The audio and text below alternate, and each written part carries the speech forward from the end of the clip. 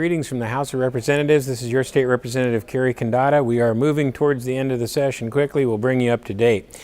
Currently, the budget is being discussed mostly behind closed doors. We should have an actual first budget out of the House within the next week or so.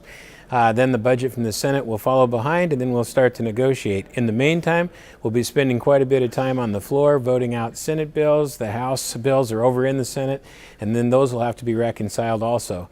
A lot of work to do in a very short period of time, and with a potential $5 billion deficit, I doubt personally we'll get out of here on time. I'm hoping we do in late April, but I think there's a possibility we may have to go into some extra time to get this done.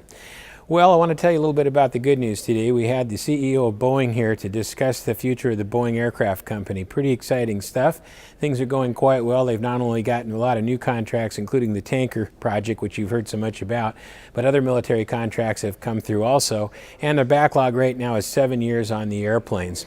His concern is a couple of things. His union contracts are coming up in 2012 here in Washington State. You've heard of all the hullabaloo between unions and governments and private industry. There's a big pushback right now. He's very concerned that this will play into the discussions. He feels that if there was a strike of any kind, it could be very hurtful to Boeing and for the potential of future aircraft here in Washington. There will be at least one new plane coming online in the next few years, and it's very important that that plane be built here, at least for Washington's economy. But he says if the union issues get to be out of control, they would look at moving that somewhere else, perhaps to South Carolina, where they've already in the process of building an assembly plant for the 787, which is a non-union right-to-work state.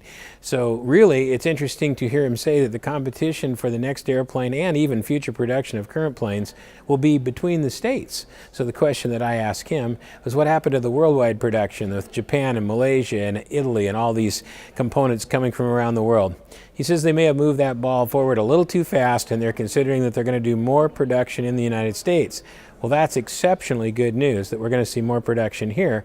But the problem is, he says it will be, the competition then will be between the states and not between India and China and others. Now, those countries certainly will probably build their own airplanes within 15 to 20 years, and Boeing's very concerned about that competition. But for right now, the competition for Boeing is between the states, and what he suggested is that we do everything possible to make our state competitive. Right now, of all the states they do business in, and they're in more than half the states in the union, we are the highest cost state to do business in. And he recommended that we do everything possible to reduce that cost and become more competitive, or a lot of this new production probably will go elsewhere.